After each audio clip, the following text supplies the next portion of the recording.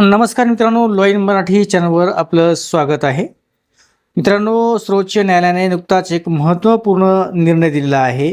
Civil जज junior division पदासाठी आवश्यक असलेली 3 वर्षाची प्रॅक्टिस अट कमी करून 1 वर्षापर्यंत केलेली आहे. मित्रांनो, या निर्णयामध्ये काय सांगितलेलं आहे त्याबाबतची आपण संपूर्ण माहिती आपण या व्हिडिओमध्ये पाहणार आहोत. तत्पूर्वी तुम्ही आमच्या चॅनलवर नवीन असाल तर चॅनलला सबस्क्राइब करा, बेल आयकॉन प्रेस करा, जेणेकरून आमचे नवीन व्हिडिओ तुमच्यापर्यंत लवकरात लवकर पोहोचतील. चला तर मित्रांनो, थोडाही उशीर न करता व्हिडिओला सुरुवात करूया. मित्रांनो, हा नेमका निर्णय काय आहे त्या संबंधीची माहिती आपण पुढील प्रमाणे पाहू. मित्रांनो, सर्वोच्च न्यायालयाने भूमिका trust versus union of India या प्रकरणात 21 ऑगस्ट 2026 रोजी हा निर्णय दिलेला आहे. मित्रांनो, न्यायालयाने पूर्वीचा 3 वर्षाची प्रॅक्टिसचा नियम पूर्णपणे रद्द केलेला नाही.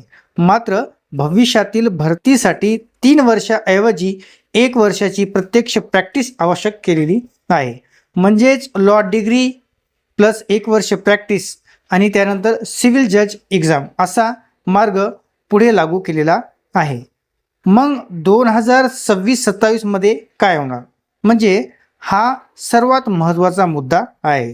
सर्वोच्च न्यायालयाने अशी व्यवस्था केलेली आहे की 31 मार्च 2027 पर्यंतच्या संबंधित भरती जाहिरातीसाठी उमेदवारांना अधिकची 3 वर्षाची प्रॅक्टिस अट लागू केलेली नाही.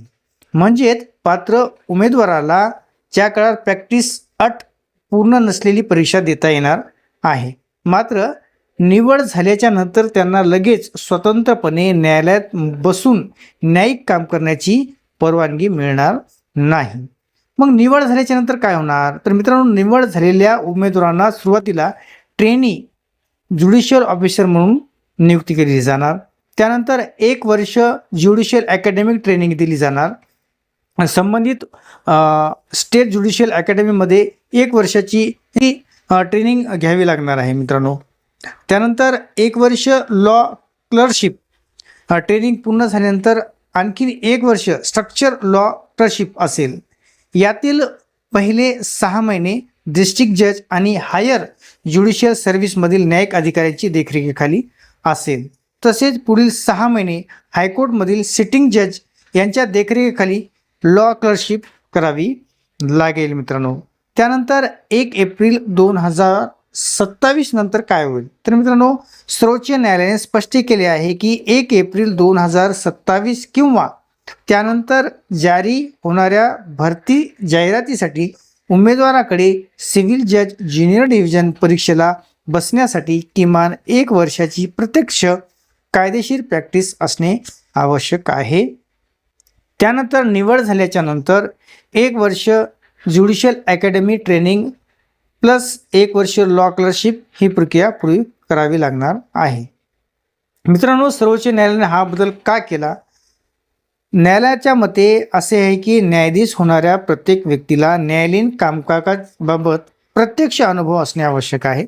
कारण न्यायाधीशाची कामे केवळ कायद्याचे पुस्तकी ज्ञान असणे एवढे नाही. न्यायालयीन प्रक्रिया, वकिलांचा युक्तिवाद, पुरावे, प्रक्रियात्मक कायदा, आदेश लिहिणे इत्यादी माहिती असणे आवश्यक आहे. मित्रांनो, आमचा व्हिडिओ तुम्हाला कसा वाटला ते आम्हाला कमेंट बॉक्समध्ये आम्हाला नक्की सांगा. आमच्या व्हिडिओला लाईक करा, चॅनलला सबस्क्राईब करा. धन्यवाद.